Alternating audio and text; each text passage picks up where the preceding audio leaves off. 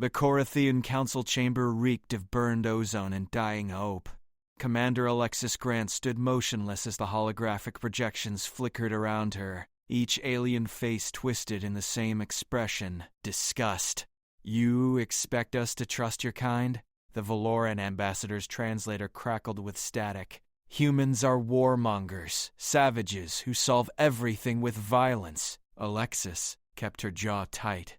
3 weeks. 3 weeks of jumping between star systems, begging for help, watching her crew's faces grow hollow with desperation. The Kryn swarm had consumed 40% of human space. Earth had 6 months, maybe less. "We're offering full economic integration," she said. "Technology sharing, cultural exchange programs." "Your technology is crude." The Scythian delegate hissed through mandibles that clicked like knives. "Your culture is barbaric. We have reviewed your proposal 17 times. The answer remains unchanged. No." The transmission cut out before she could respond. Alexis stared at empty air where the hologram had been. Her reflection stared back from the darkened projector, eyes shadowed with too many sleepless nights. "Commander." Lieutenant Danny Pierce appeared in the doorway, young, maybe 25. He'd stopped shaving a week ago. The Arcanate delegation just sent their response. She already knew, could see it in his slumped shoulders.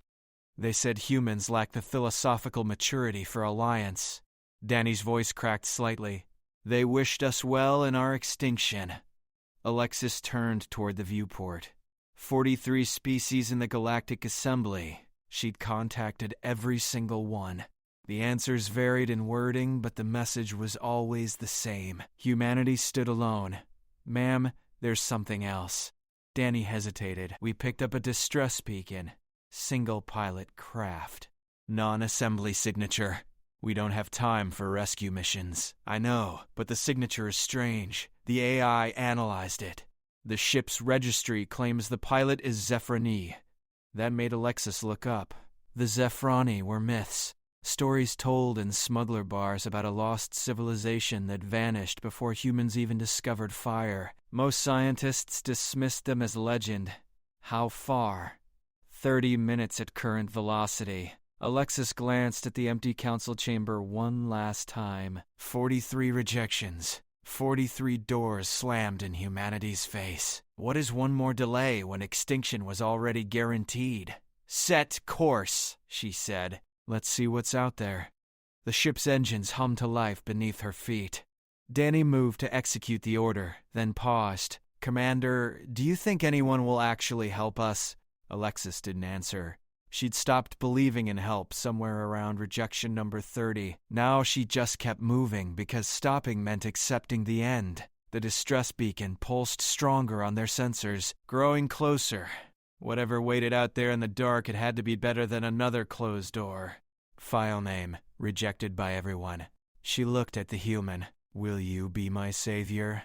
The alien craft tumbled through space like a dying star, hull breached in 7 places, atmosphere venting in crystalline streams that caught the light of a distant red dwarf. Alexis watched through the bridge viewport as her crew maneuvered their ship, the Valiant, into recovery position.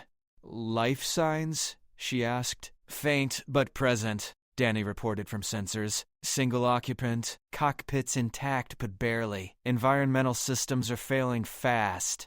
Get a boarding team ready. Full rescue protocol." The Valiant's external clamps locked onto the damaged vessel with a metallic groan that echoed through the hall. Alexis was already moving, magnetic boots pulling her through the corridor toward the airlock. She'd done 1,000 boarding actions during the war with the Kryn. This should have felt routine. It didn't. The airlock cycled open with a hiss of equalizing pressure. The alien ship's interior was unlike anything in the assembly database. Walls curved in geometries that hurt to look at directly, covered in symbols that seemed to shift when she wasn't focused on them. The air tasted like copper and starlight. "This way." Corporal Lisa Martinez led the team forward, rifle raised but not aimed. They'd learned the hard way that first contact situations could turn deadly over a misunderstood gesture. The cockpit was small, cramped, designed for a species humanity had never encountered. And there, strapped into a seat that looked more like a meditation throne, was the pilot. She was humanoid, but not human. Skin that shimmered between silver and deep blue. Hair that moved like it was underwater even in still air. Eyes that were entirely black except for pinpoints of light that might have been stars. Blood seeped from a dozen wounds across her torso and arms, staining the seat beneath her a color that didn't exist in normal spectrum. Those strange eyes focused on Alexis. The alien's lips moved, forming words in a language that sounded like wind through crystal caves. Translation matrix is struggling, Danny's voice crackled through the comm. The language is old, really old. Predates anything in our database by thousands of years. The alien spoke again, more urgently this time. Her hand reached out, fingers trembling, and Alexis caught it without thinking. The touch sent electricity racing up her arm, not painful but startling, like touching a live current that somehow knew not to burn. "Please," the alien whispered, and this time the word was clear, spoken in perfect unaccented English. "They're coming, the Devourers. They've been following me for weeks." "The Kryn Swarm?" Alexis asked. The alien's expression shifted to something that might have been horror or pity or both. "The Kryn are nothing. Children playing with fire. The Devourers are the fire itself. They consumed my people. Every world, every ship, every soul. I'm the last." Lisa was already scanning the exterior. "Commander, we're picking up unusual readings. Spatial distortions forming 3,000 kilometers out. Whatever's making them, they're big." "How big?" "Dreadnought class. Multiple contacts. They just appeared out of nowhere." The alien's grip tightened on Alexis's hand. "You have to run. Now. They can feel life. Hunger for it. Your ship. Your crew. They're all in danger because of me." Alexis looked into those star-filled eyes and saw something she recognized. Desperation. The same desperation she'd carried through 43 rejections. The look of someone with nowhere left to turn. "Get her to medical," Alexis ordered. "Martinez, help me carry her." "Commander, those ships are closing fast," Danny warned. 17 contacts now. 20. They're multiplying. How long until they're in weapons range?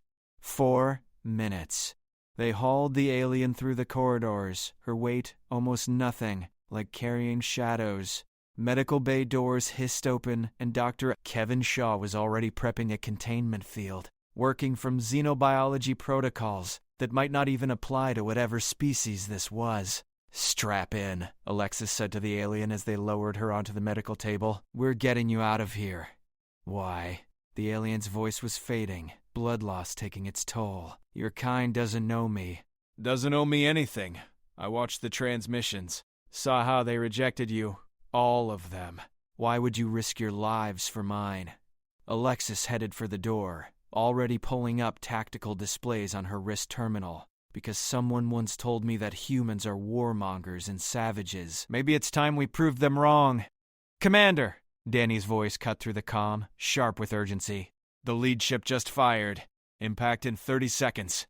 Alexis ran for the bridge, boots hammering against metal deck plating. Through the viewport, space itself seemed to tear open, revealing things that moved with horrible purpose. Ships that looked like they'd been grown rather than built. All organic curves and pulsing veins of dark energy.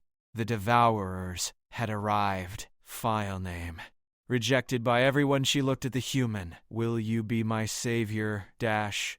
The first energy bolt screamed past the Valiant's starboard side, close enough that the shields flared white-hot and the entire ship lurched sideways. Alexis grabbed the command rail as she cleared the bridge doorway, her boots skidding on deck, plating that suddenly felt like ice. "Evasive pattern Delta," she barked.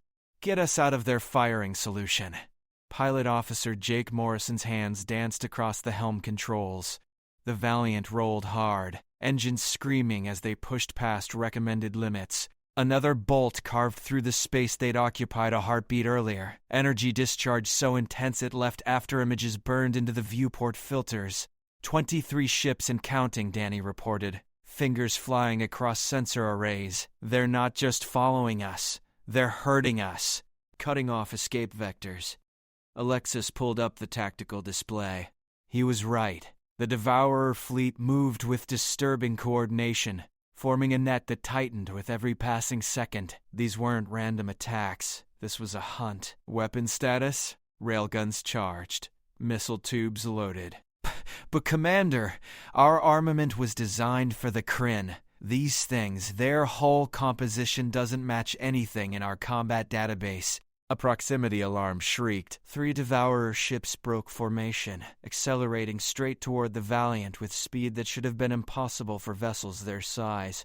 "Fire everything," Alexis ordered. The Valiant's railguns opened up, magnetic coils hurling tungsten penetrators at a significant fraction of light speed. Missiles followed, contrails painting white lines across the dark. The weapons hit their targets dead center and did absolutely nothing. The rounds passed through the Devourer hulls like they weren't even there, emerging on the other side without leaving so much as a scratch. The missiles detonated against shields that absorbed the explosions and converted them into rippling waves of light that seemed to feed the ships themselves. "That's not possible," Lisa breathed from her tactical station. The lead Devourer fired. This time there was no miss. The bolt hammered into the Valiant's forward shields and kept pushing, drilling through layers of energy protection like they were tissue paper. Klaxons wailed. Lights flickered. "Somewhere below decks," someone screamed. "Shields down to 40%, Danny shouted over the noise. Another hit like that and we're dead. Alexis's mind raced through options. They couldn't fight, couldn't run. The fleet was too fast, too coordinated, and completely immune to conventional weapons. In 30 seconds, they'd all be cosmic dust. The medical Baycom crackled to life. "Commander Grant," the alien's voice, weak but urgent. "Listen to me. Your weapons won't work. The Devourers exist partially outside normal space. That's why nothing touches them. Then how do we fight them? You don't. You survive. There's a stellar anomaly 700,000 kilometers spinward, a collapsed neutron fragment, dense enough to disrupt their phase variants. Get close to it. They won't follow." Jake looked back from the helm. "That's a gravity well strong enough to tear us apart if we get the approach wrong. And staying here gets us killed in the next 10 seconds, Alexis shot back. "Maximum burn." The Valiant's engines roared to full power. The ship leapt forward so hard that everyone without magnetic lock stumbled. Behind them, the Devourer fleet adjusted course instantly, maintaining pursuit with movements that suggested hive intelligence. "They're gaining," Lisa reported. "Distance closing. 500,000 kilometers to the anomaly." Energy bolts stitched through space around them. One clipped the port engine nacelle and half the bridge went dark. Emergency lighting kicked in, bathing everything in red. 400,000 kilometers. Shields at 20%. Another hit. This one punched through completely, vaporizing a section of the outer hull. Atmosphere began venting before emergency bulkheads slammed shut. 3 crew members trapped in that section, gone in an instant. 300,000. "Commander, the gravitational shear is already affecting our navigation. If we get any closer..." "Hold course," Alexis commanded. The anomaly appeared on visual now, a wound in space itself, a point where matter had been compressed so tightly that it bent reality around it. Getting within 100 kilometers would crush them. Getting within 50 would reduce the ship to its component atoms. Jake was sweating, every muscle tense as he fought the controls. The helm's barely responding. "Gravitational interference is 200,000 kilometers. Danny interrupted. "The Devourers are still following. They're not breaking off." Alexis watched the distance counter tick down. 150,000. 100,000. The Valiant groaned like a living thing, hull plating stressed beyond design tolerance. Warning lights covered every console. 70 to 5,000. "Commander, we need to pull up now or we're not pulling up at all." The Devourer ships closed to weapons range. All 23 opened fire simultaneously. A wall of energy that would vaporize the Valiant and everyone aboard. 50,000 kilometers. "Please, ma'am. We have to..." Now, Alexis said quietly. Full reverse thrust. Emergency gravity compensation. Everything we have. Jake slammed the controls. The Valiant screamed, every rivet and weld protesting as the ship tried to arrest its momentum while being pulled toward the anomaly by forces that could flatten planets. The crew was thrown forward against their restraints. Someone's arm broke with an audible crack. The energy bolts from the Devourer fleet reached them and kept going, straight into the anomaly's gravity well. The exotic physics of the collapsed neutron fragment twisted the attacks, bent them, redirected them back toward their origin points. The Devourer ships tried to break off. Too late. Their own weapons struck home, overwhelming whatever phase-shifted defenses they possessed. Ships burst apart in cascades of dark energy. Others simply ceased to exist, snuffed out like candles in a hurricane. The Valiant hung at the edge of survivable space, engines burning hot enough to melt, held in place by thrust that exactly counterbalanced the crushing gravity trying to drag them in. Status, Alexis managed, breathing hard. We're stable, barely. Hull integrity at 60%, 3 casualties in the port section. But we're alive. Danny looked at his sensors in disbelief. The Devourer fleet is destroyed. All contacts eliminated. The medical bay comm activated again. Commander Grant, you saved my life. After everyone else turned you away. After the galaxy abandoned your species. The alien's voice carried something that might have been wonder. Why? Alexis stared at the wreckage floating in the anomaly's orbit. 23 ships that would have killed them all. Destroyed by their own aggression. She thought about 43 rejections. About humanity standing alone against extinction. About a stranger bleeding out in a broken ship who needed help. Because that's what humans do, she said simply. File name. Rejected by everyone. She looked at the human. Will you be my savior? The alien's name was Kira, and she was dying. Shaw had done everything medically possible with human technology, but Zephrani physiology operated on principles that made no sense. Her cellular structure existed in multiple quantum states simultaneously. Blood, that was both liquid and light. Organs that phased in and out of observable reality. Her energy signature is fading, Shaw reported, exhaustion evident in his voice. Whatever keeps her alive, it's not something I can replicate with our equipment. She has maybe 12 hours, probably less. Alexis stood in the medical bay, watching through the containment field as Kira lay motionless on the table. Those star-filled eyes were dimmer now, the light inside them flickering like candles in wind. There has to be something, Alexis said. There is. Kira's voice was barely a whisper. My people built sanctuary stations, hidden throughout the galaxy. Automated facilities designed to survive even if we didn't. One exists in the Threshold sector, 3 days from here at maximum speed. 3 days is too long. You don't have 3 days? No. Kira smiled, an expression that looked painful. But the station contains something else. Something humanity needs if you're going to survive what's coming. Danny appeared in the doorway, tablet in hand. Commander, we just received a priority transmission. It's from Earth Command. The message played on the medical base screen. Admiral Patricia Stone's face filled the display, and she looked like she'd aged 10 years since Alexis had last seen her. Commander Grant, the Kryn swarm has accelerated their offensive. They've broken through the Martian defense perimeter. Current projections give Earth 6 weeks before the swarm reaches orbit. We're recalling all diplomatic vessels. Return home immediately. That's a direct order. The transmission ended. 6 weeks. Not 6 months. The timeline had just collapsed. You should go, Kira said softly. Your world needs you. I'm just one life. Not worth the detour. Alexis looked at the alien, then at the starfield beyond the viewport. Earth was burning. Her family was there. Her friends. 7 billion people who had no idea they were about to be devoured by an enemy they couldn't stop. And here was a dying stranger offering information that might make a difference. Jake, Alexis called through the comm. Plot a course for the Threshold sector. Maximum speed. Commander, that's the opposite direction from Earth, Danny protested. We'd be directly disobeying orders. I'm aware. Admiral Stone will have you court-martialed, probably executed for desertion during wartime. Probably.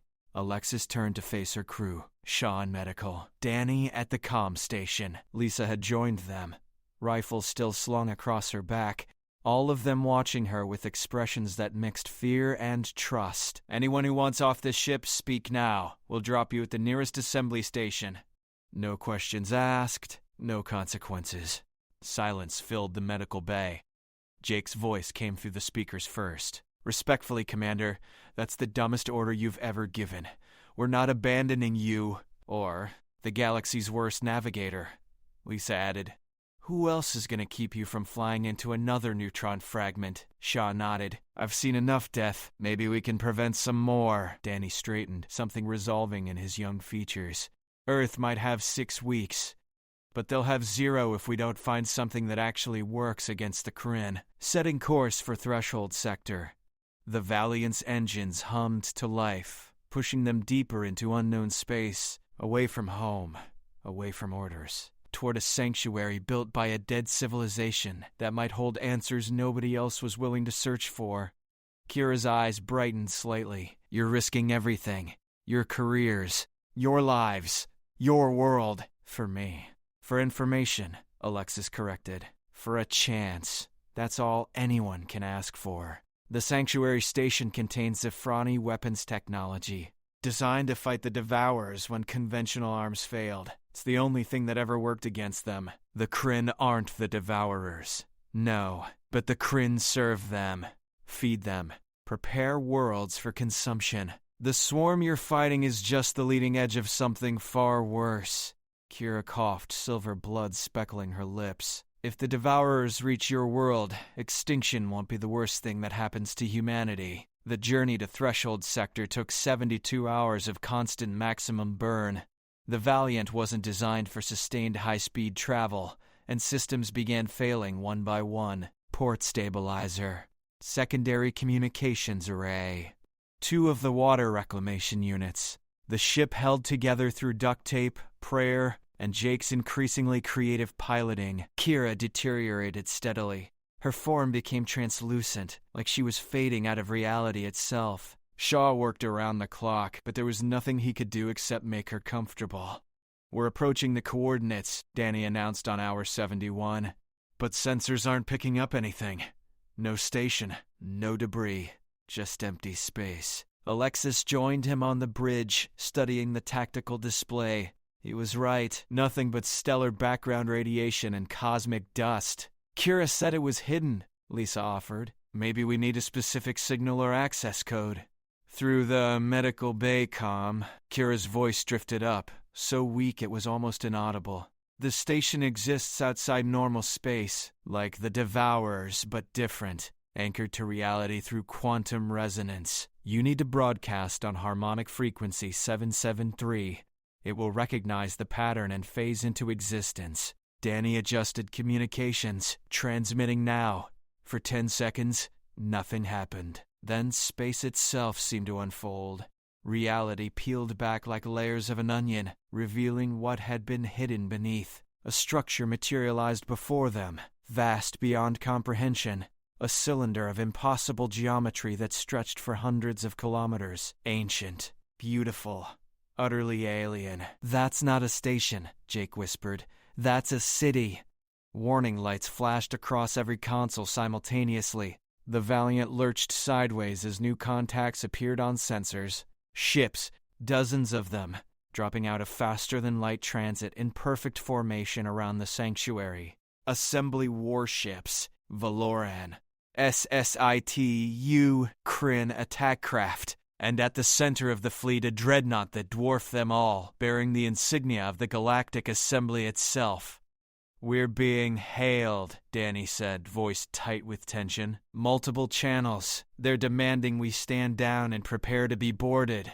Alexis stared at the fleet that had somehow found them, at the sanctuary that held humanity's last hope, at the impossible choice that had just become very real. They followed us, she realized. They'd been tracking us the whole time. File name, rejected by everyone. She looked at the human.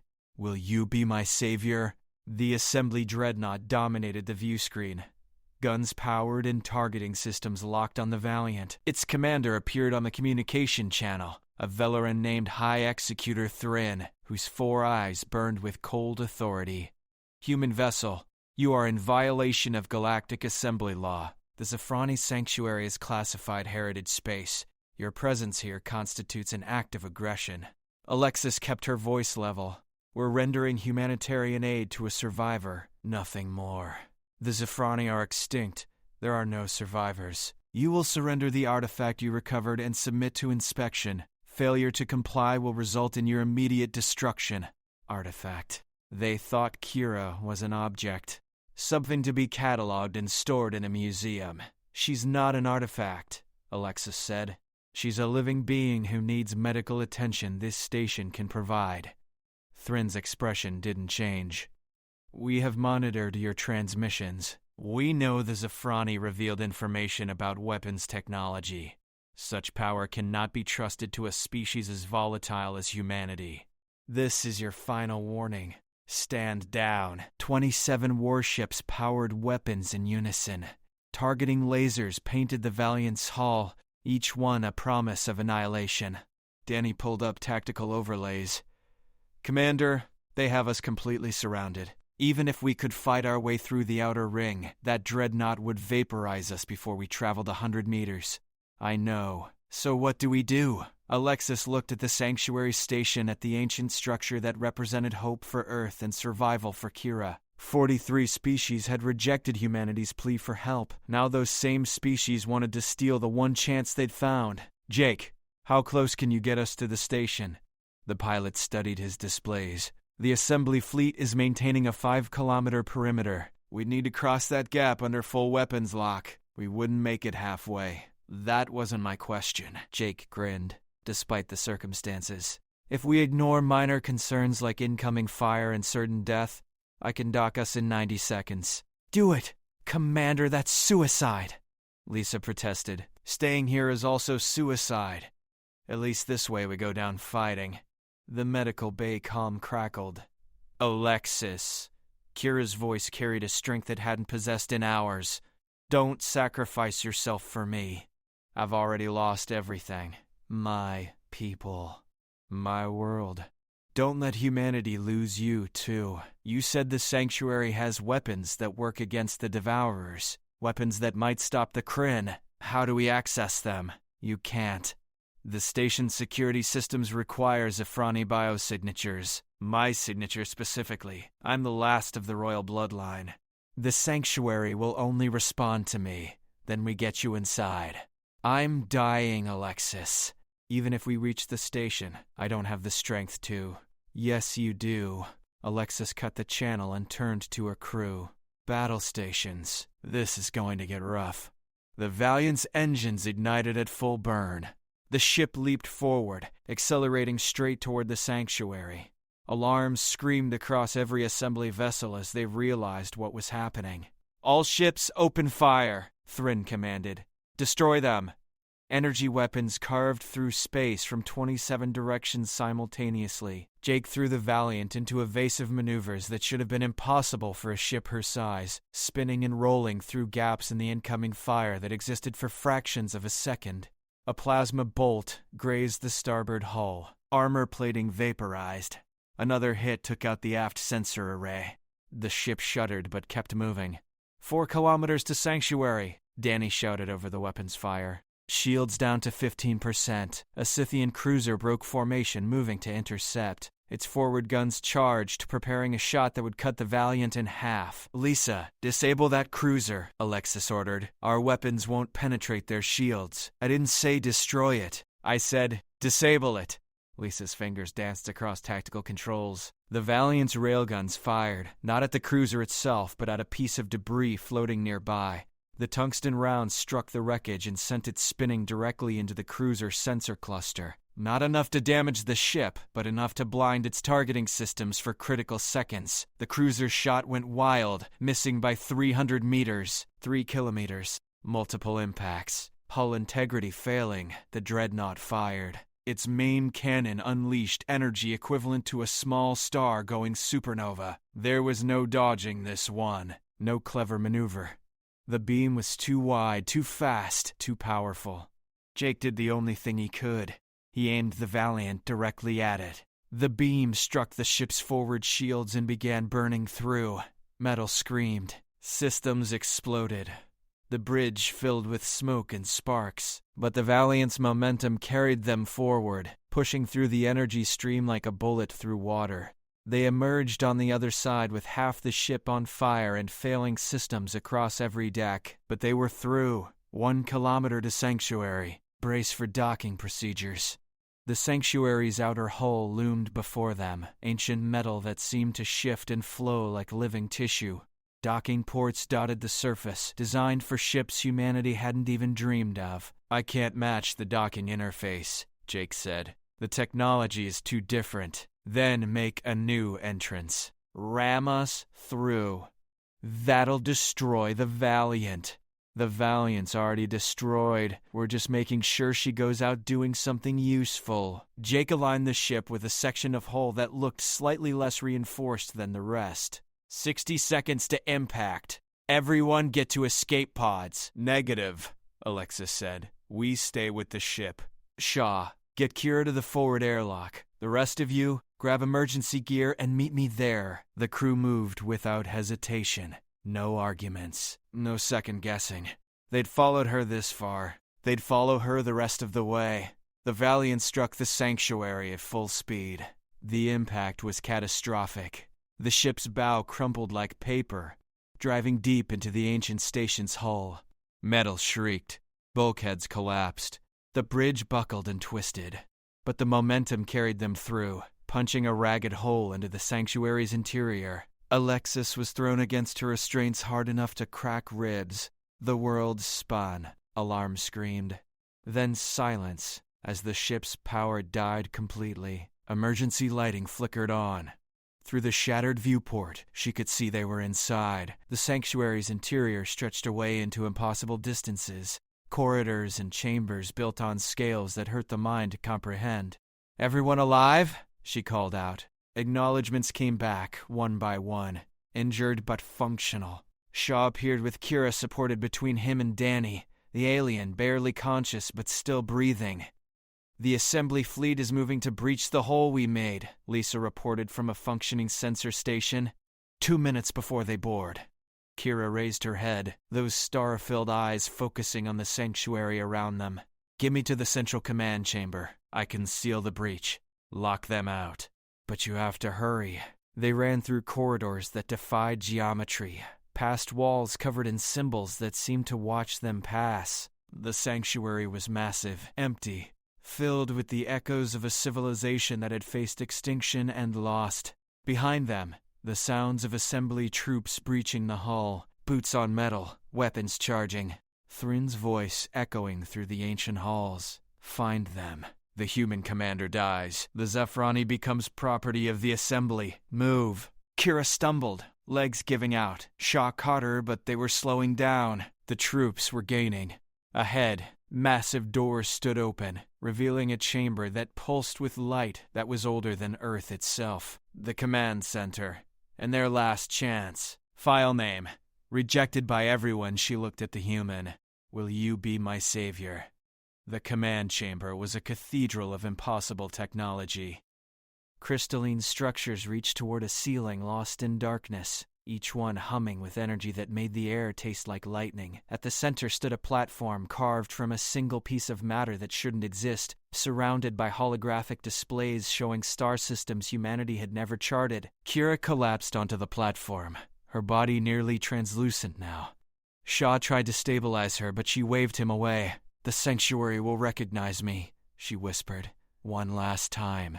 She pressed her palm against the platform.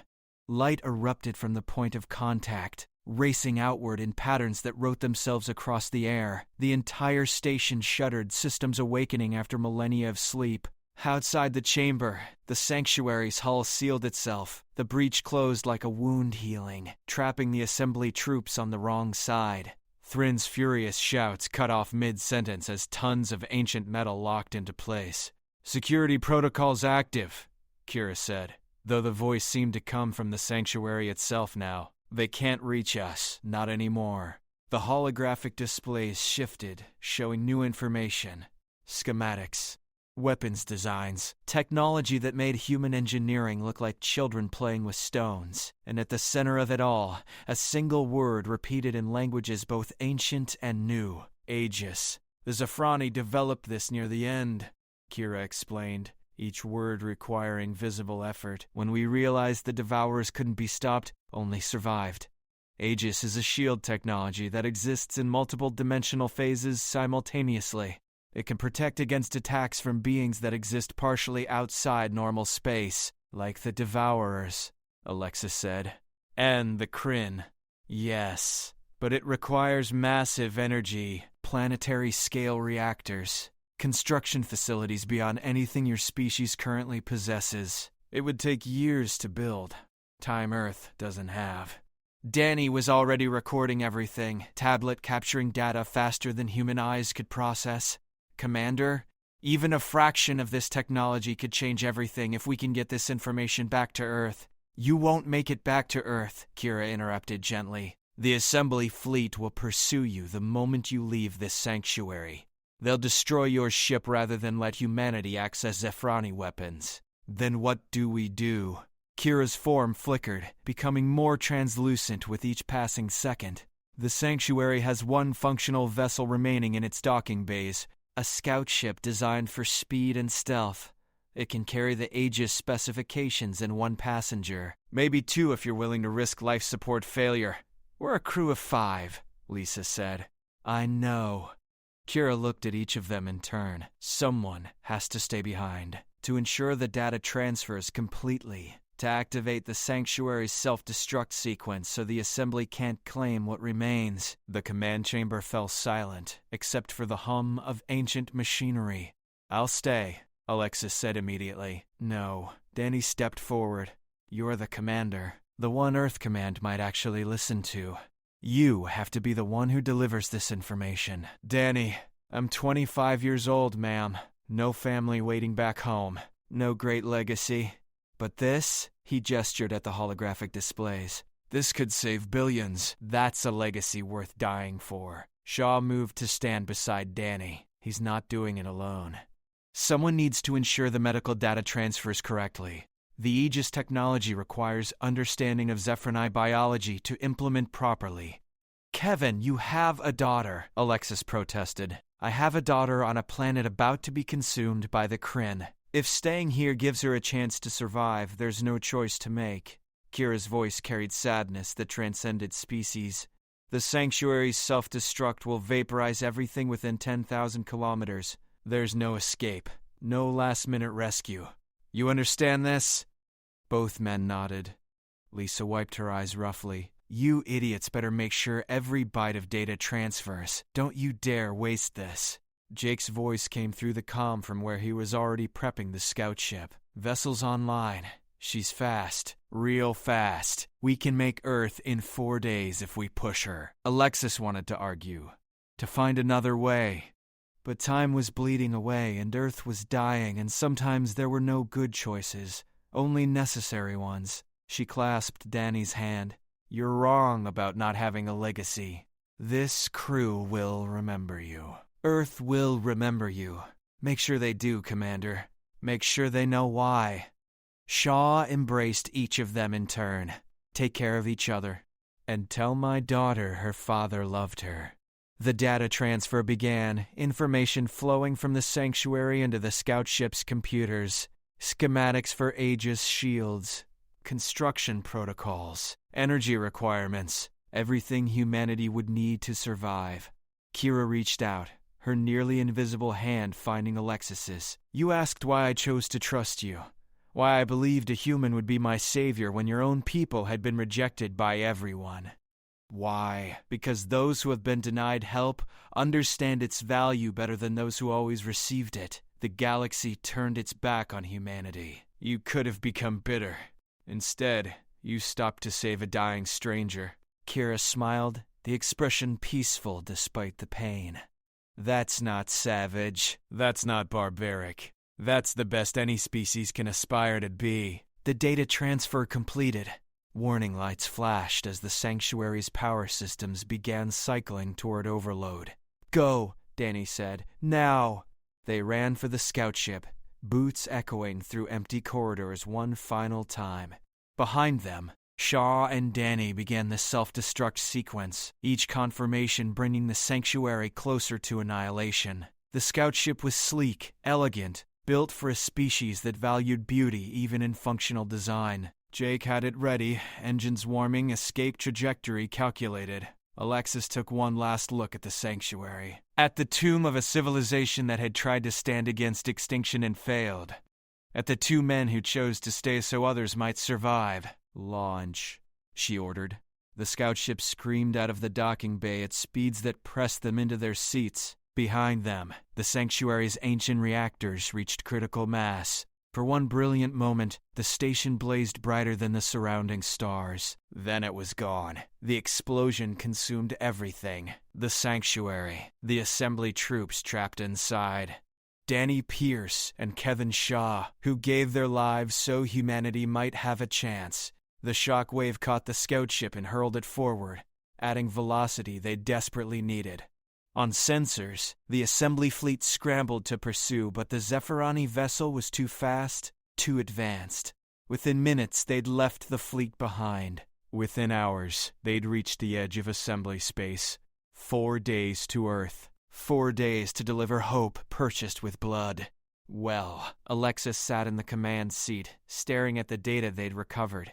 The Aegis specifications, the future, the sacrifice. They'll call you a hero when we get back, Lisa said quietly. Probably give you medals. I'm not the hero. Danny and Kevin were the heroes. Kira was the hero. I'm just the one who gets to live with what they gave us. Jake adjusted course for Earth, the blue marble still fighting against impossible odds. Think it'll be enough? Think we can actually build this Aegis system in time? I don't know. But we're going to try, because that's what they died for. That's what Kira believed humanity could do. The scout ship raced through the darkness, carrying plans for salvation and the memory of those who made it possible. Behind them, the galaxy that had rejected humanity's plea for help. Ahead, a world that would soon learn what their species was truly capable of when pushed to the edge. Not savagery, not barbarism. Hope, sacrifice. And the stubborn refusal to surrender even when extinction itself came calling. That was humanity, and maybe,